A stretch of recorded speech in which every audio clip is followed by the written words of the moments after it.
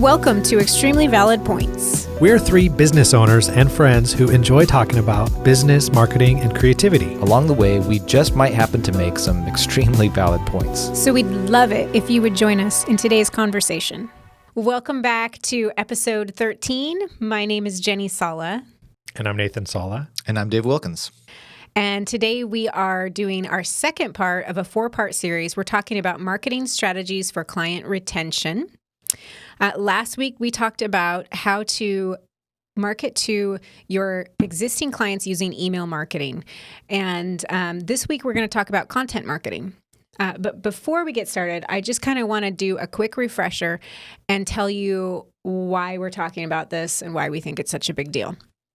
And that is that we have had a few clients who have been talking to us about how difficult it is to get new customers, and if they could just keep some of their current ones from canceling their subscriptions or dropping off, that would actually be a lot easier to do. And we found some statistics that back up that information. We have some stats that the Harvard Business Review published stating that it's 5 to 25 times more expensive to acquire a new customer than to keep an existing one. Wow, that's a big deal. Yeah. They also said that increasing retention rates by 5% can increase your profits somewhere between 25% and 95%. Yeah, so if we can just hang on to 5% of our customers, 5% more, how much more can we make? So there's a huge ROI in investing in customer retention versus customer acquisition, right? Absolutely. Once you've already gotten somebody to buy from you and they've had a positive experience, just keeping that relationship going, keeping that positive relationship and positive experience is just, it's like inertia, it's like gravity or something. Yeah, you've got momentum already with some of your customers, right? Yeah. So to keep them moving takes a lot less energy, less resources than it does to try to get somebody over that hurdle of becoming a customer. Exactly. So it would be just a big mistake for us to just assume that our clients are always going to be our clients and that we don't need to continue to interact with them and make a positive experience for them and keep that relationship going. Sure. I mean, even if you think about it, just in human, that's all human interaction, but just in relationships in general, right? Once you've already built a trust and you have a rapport with someone, it's easier to keep those things going, but you do have to put that maintenance in, right? Maybe that's not a good terminology for friendships or relationships, but you do want to keep investing in that so that you're not just taking advantage of it or feeling like this is just in a rut, right? You have to put those, continually be putting some energy into it, but you don't have to go through all the awkward stages of, did this person like me or not like me? Right. That's a great analogy. Yeah, because all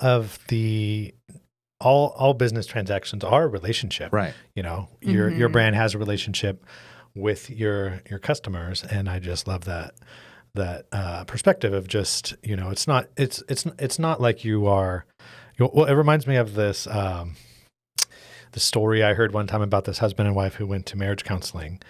And is this story you guys? No, it was somebody else. It's totally. This time. Somebody else. Okay. And, and the counselor, the therapist was like, so what's the problem? And the wife was like, well, he never tells me he loves me.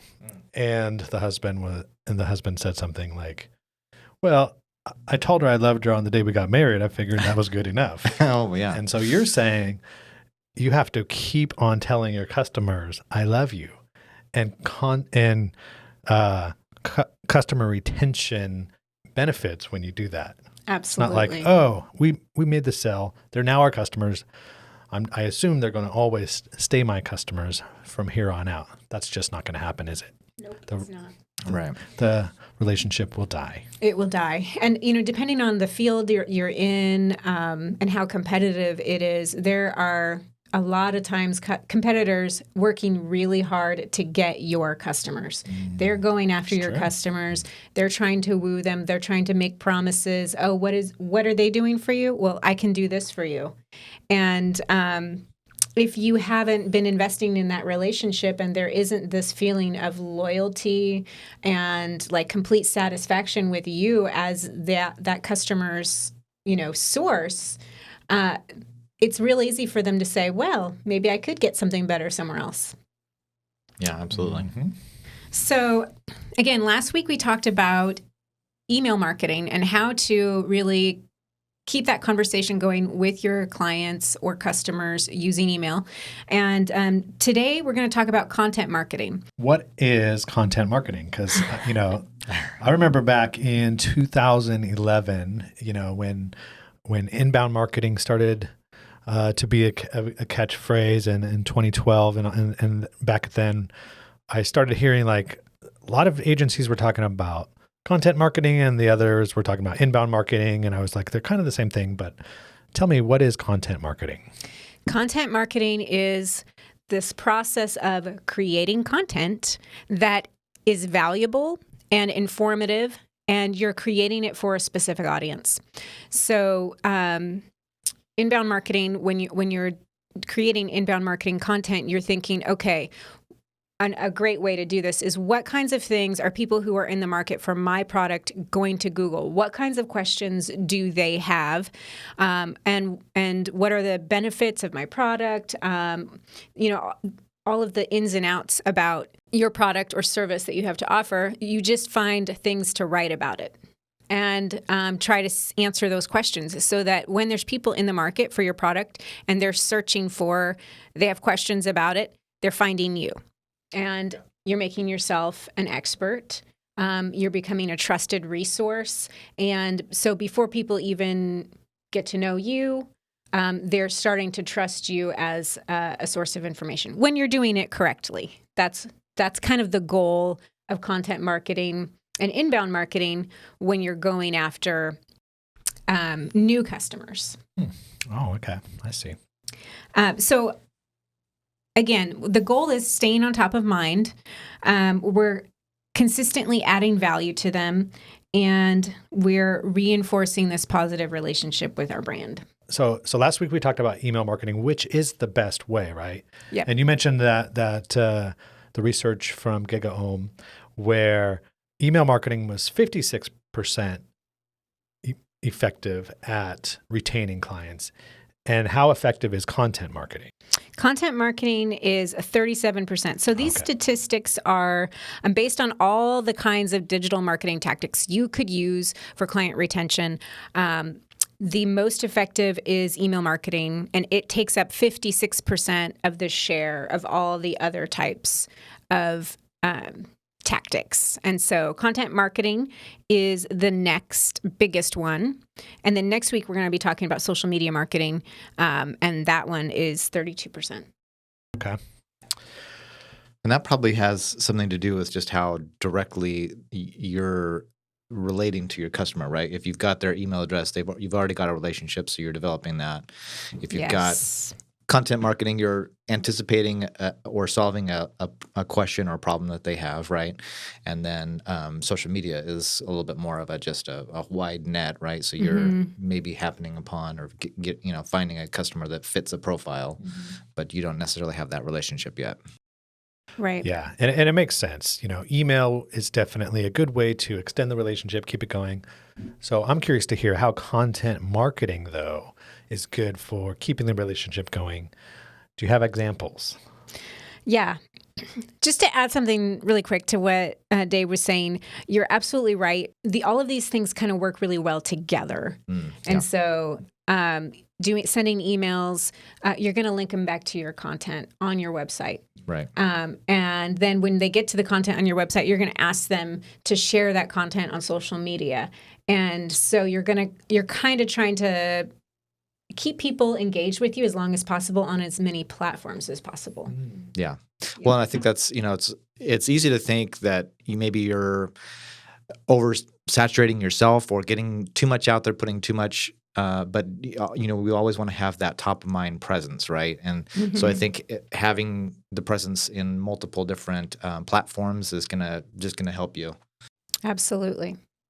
Yeah. So, what was your question again, Nathan? Oh, I was asking if you had any examples you could share with us about content marketing, and types client of content retention. marketing for client retention. So you've got blog posts, videos are great content. Webinars are a really great way to engage with your clients and customers, and newsletters. And depending on your industry and your product, one of those platforms may serve you better than another. So that's kind of something you'll have to figure out as you dig into your market and understand how to reach people and what you can say about your products or services and what kinds of things can you say that other people aren't saying. But in terms of content and what do we talk about, first we need to understand the purpose. Again, we're trying to engage with our customers and keep them happy. There are a few other things that this can really help with. And one is if you're selling a product or service, if you are following up with a customer with some great content, like right after they purchase, you can help to reduce the amount of returns you're getting, or like they buy the product and then they never use it. If there's a learning curve involved in your product, it's great to have content that will explain how to use it, how to set it up. Here are all the benefits. Here's all the bells and whistles. Here's all the things that you want to know about this and how you're going to get the most out of it. And that's really is adding value to people, right? Because when they buy your product, they want it to solve a problem for them. So just really talking about it, selling it up, teaching them about the features and benefits will help them enjoy the product more once they purchase it. Yeah, that's great. Another great thing that this content can do is cause your customers to purchase more. They buy one thing, they like it, you're still talking to them, you're staying top of mind, they find out about another product that you have that's maybe similar or something that they can purchase that is a great accessory to this other thing they already bought. If you're in the service industry, well, you bought this service, this one will really complement that. Now that you've got this figured out, let's take it another step further. And so these are all ways to keep engaging with your customers, and you're encouraging additional and repeat purchases. I would say that this is probably my favorite part about content marketing, especially as it pertains to retaining clients, because it just kind of feels like magic. But it's really interesting just to watch the whole process happen, and you just know that, okay, these guys are like, they're in, Right. The loyalty's there, the likelihood of them being retained as a customer is definitely there.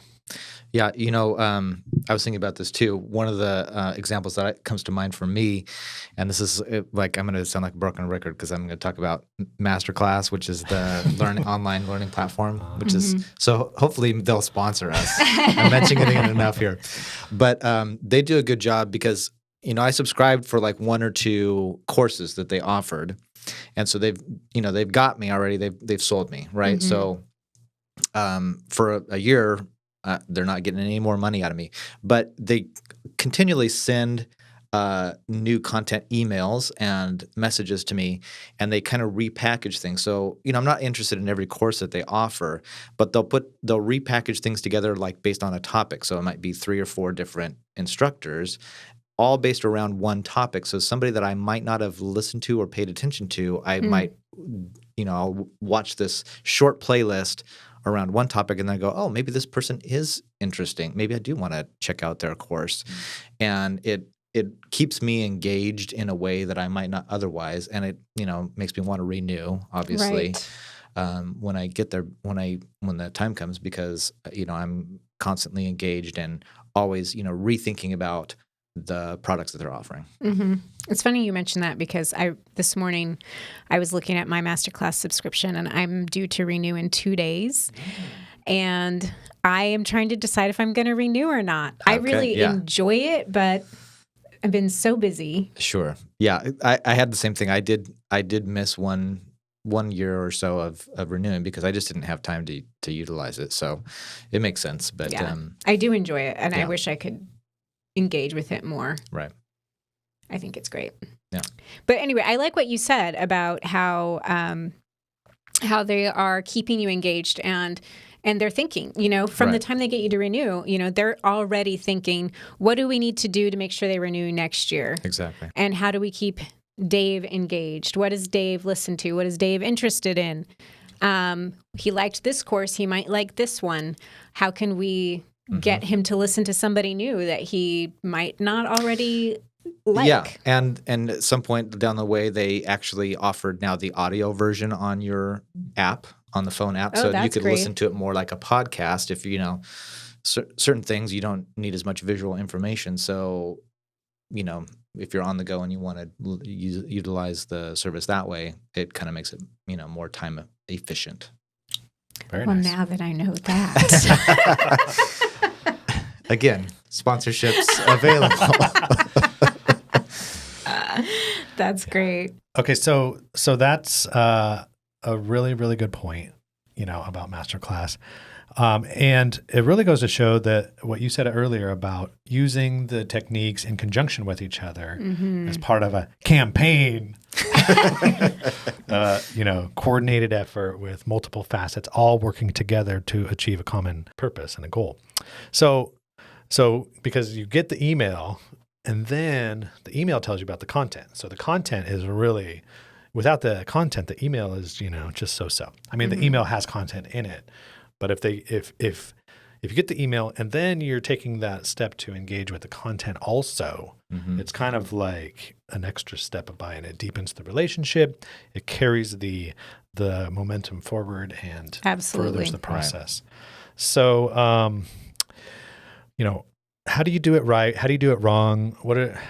Teach us, oh master, your secrets. Well, I don't know if I'm a master. I feel like I probably know a little bit more than the average Joe about this. So I would say, let's talk about what not to do. Okay. Do not be salesy. Your content should not be always trying to get somebody to click buy or to tell them, it needs to be deeper than why they should buy from you and why you're so great. Nobody really cares about that. And we talk about that a lot on this podcast already, right? Authenticity, but also making it about your client or your customer and not about you. What do they care about? What do they want to know about? That's one common mistake I see a lot is just talking about yourself and always trying to get the sale. Nobody wants to read anything salesy. Everybody knows when they feel like they're being sold to or when you just want something out of them. And so genuinely, you have to be concerned about engaging, adding value. We say that all the time. We talk about that too. Having great content, having informative content, having things that help people understand, that answer their burning questions, that help them solve their problems. It really needs to be so thought out. Another common problem I see is just kind of trying to fill a page with words that can get recognized by search engine. I mean, I don't know how many of us have searched for a question, find ourselves on a page, and when we get there, it's nothing but gibberish of keywords. Yeah, so I mean, really, I think that whole thing that you guys are saying about being authentic is what it's all about, because if we're confident enough in the products or the services that we're offering, then helping to solve that customer's problem is going to be something that we're actually trying to do, right? That's why we got into this in the first place. This is why we developed what we've developed. So we want to help that customer, and we can be clear. We can have a clear path to sales, but not be pushing that first. We're trying to solve their problem first, and then we have, we can give them part of the solution or give them answers that will direct them to our products and services, right? Right. Yeah. And like in the masterclass example, they don't say, hey, we're masterclass, we're great. They show you, they don't say, hey, we have a team of marketing geniuses who have been studying your every click and they know what you like and here is what it is. Yeah. They don't say that. They show you that they've done that by letting the content speak for itself. They don't ever say anything about how great they are or how cool it is that they've teed up this great content that you'll probably like or figured that out. Right. They simply send you the email and say, hey, you might also like this. And so that's a good example of how, they're not being salesy, they're being authentic, and they are making the focus on you and what you like. It's not just a pickup line. It's actually invested in the relationship. That's good. That's good. Because we can tell when people just want one thing. Yeah. You don't want to get to know me. You just want the sale. The S word. Wow. So great content. Great content is really the most important thing. And once again, I can't tell you what to write about without knowing what your product is, what your services is, who your clients are, what problems you're solving for them. And hopefully those are all things that you're figuring out. But one thing that we always do recommend to our clients is when they're trying to figure out what to write about, when you first meet a customer or when they call you or when they email you, what questions are they asking you? What do they want to know before they buy? Those are the kinds of questions you want to answer in your blog posts, in your videos, and in your emails. Yeah, great. Yeah. So a good content marketing strategy, tell me if this is right, would just be to create some really great content and then market it. And once you have a really great piece of content, you want to use that to help your clients and customers get more out of what you've already done for them. Yeah. Yes. And, so you can use it as an acquisition strategy, but using it as a client retention strategy is a little bit different. Maybe in the types of the content, because when you use it for acquisition, you're trying to get their email address, right? And this is like pre-sale. But content marketing for post-sale, you're trying to extend the life of your product, extend the usefulness of your product or service, or tee up Upsell. some other service that could also benefit them. Yeah, offering upgrades, offering tips for maybe if you have a product, it's how to keep it well maintained. Or just use it better. Exactly. Yeah. So it is a slightly different approach because you've already got the sale. You've already impressed them enough that they made a purchase. And as long as you didn't blow it, they still like you. They've already decided they like you. So from that perspective, you actually have more influence with these particular audiences because you've already proven yourself. And so at this point, it is a great opportunity to tell them more, to sell them more, and to build more relationship. Yeah, great. Very good. Yeah. So another tip for doing it right is when you're creating content, think about what's shareable, what is memorable, what could I share with people that they would want to share with their friends. Yeah, that's good.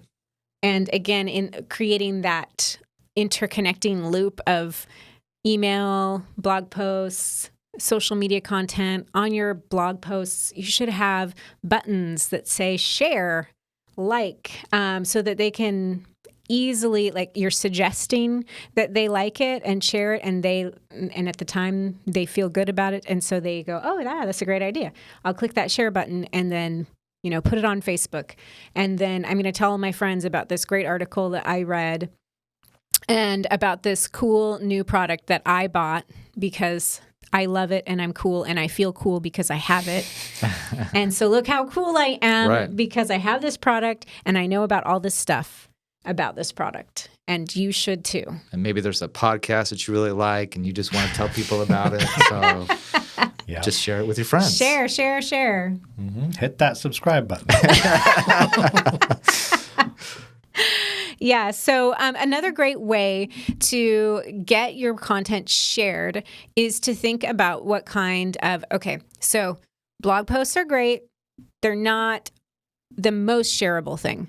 So a video is really shareable. A video that makes you laugh, makes you cry, inspires you, anything like that, that's really shareable. Photos or graphics that explain things are likely to get shared. Infographics,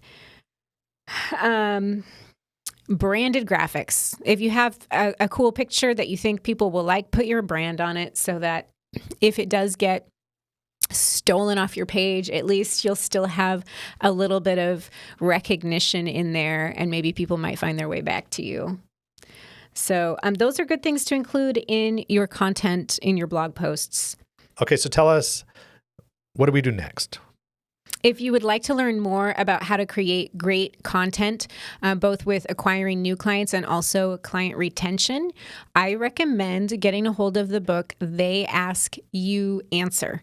That's by Marcus Sheridan, and it's a really great hands-on DIY duct tape kind of approach to building great content on your website.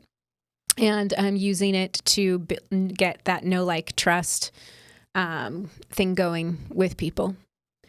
And That is a great book. I've read it. It is also fantastic for SEO as well. Yes, it is. And we will have a link to that book in our show notes on our website if you would like to head over that way. We also have some links to some of these statistics we've been sharing if you want to dig deeper into those and understand them a little bit more. Yeah, so I think we need to end this podcast with some inspiration. Okay. Do we have any inspiration? Is anybody inspired? I have some inspiration. Awesome. And it's a quote and it's relevant to content marketing. Is it inspiring? I think it's inspiring. Okay. We'll tell you if it's inspired or not. Please do. If I miss the mark, I am prepared to be corrected. Then it'll be up to us to make it, to pull all of the inspiration out of it. I think you through can. Our conversation. We'll do our best. No All pressure, right. Dave. This is a quote from the CEO of Cyber Alert. His name's William Komkowicz. I might not be pronouncing that correctly, guys. It says, content marketing is becoming less about the words you put on a page and more about the experiences you create for the consumer. Yeah, I like the idea that it's about experiences, right? So that seems to indicate really that you're trying to make sure that the customer is engaged and they're offering up their own reactions and experiences. It's not so much about like what you say about yourself; it's what they're saying about you, right? Which kind of goes back to the branding conversation. Right. Mm-hmm. Yeah. Experience is sort of the missing link in the best marketing that there is, because there's the words, which are the thoughts and the ideas that you communicate. And then there's the feelings, which is like the brand and the relationship. But then your experience can be completely something else. Yeah. So when you have all those things aligning, right, so that it's all resonating on the same frequency, right? Everything's in harmony, then you're onto something really good. Yep. Mm-hmm. Totally. Yeah, and I think the experience you create, it has to be consistent with the words you're stating and the emotions you're trying to convey with your brand. And if the experience doesn't line up with all those things, you're gonna lose people. Yeah. Mm-hmm. I think there's a correlation to know, like, and trust with words, feelings, and experience. Yeah. So know is like the words, like correlates with the feelings. I feel like I like this. Mm-hmm. And then my experience tells me I trust this. Right. Yeah. Yeah. So when it comes to like creating an experience with content specifically, what kinds of experiences do you want your clients to feel, Nathan, when they engage with your content? So I want it to be transformative. I want it to take them from one place to another place. So it's good. there's a before and an after, you know. It's like before they experienced this content, they were maybe confused about something. But after, now they feel confident, and now they feel ready to maybe invest in their own marketing, or maybe they feel more confident in their own services and products, you know. Right. They might think, well, I'm not a Fortune 500 company, but you know, I am who I say I am. I have a great product, great service. I may not be the biggest company out there, but I'm authentic. And when you get my product, you know, it's true. It will do what I say it does, and I can stand behind that. And so I think people, you know, if they hear that, if their experience is like, okay, now I am empowered because I feel, you know, maybe it's not all about, you know, how big my company is. Sure. Yeah. Maybe it's more about, it's how you use your company. It's not the size of your company that matters. It's how you use the it. method of your marketing. That's right. Wow. Okay. This episode is in the gutter. Wow. Dave, what about you? What kind of experience do you want to create for your clients when they interact with your content? I'm always trying to find, either trying to help clarify someone's, like I'm kind of piggybacking on what you said, but I think also just helping people to adjust a perspective a lot of times. I always feel like I'm trying to get at an experience that feels like a memory of something that you've not yet experienced.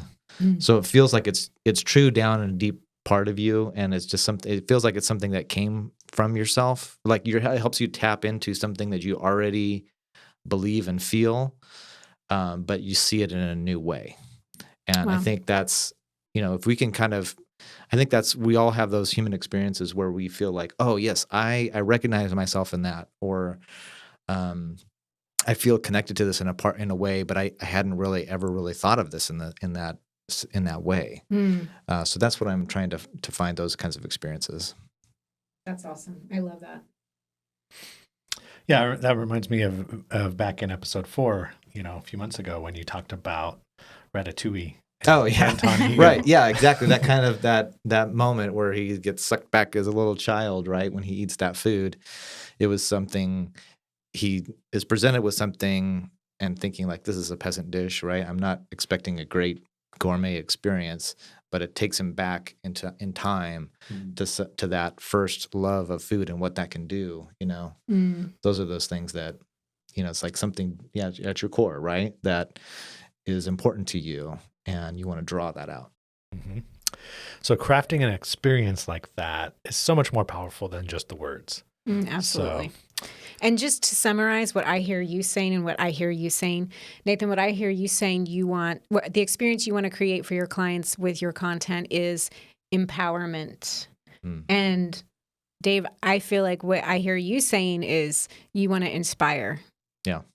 All right, well, join us next week for the third part of this 4-part series about marketing strategies for client retention.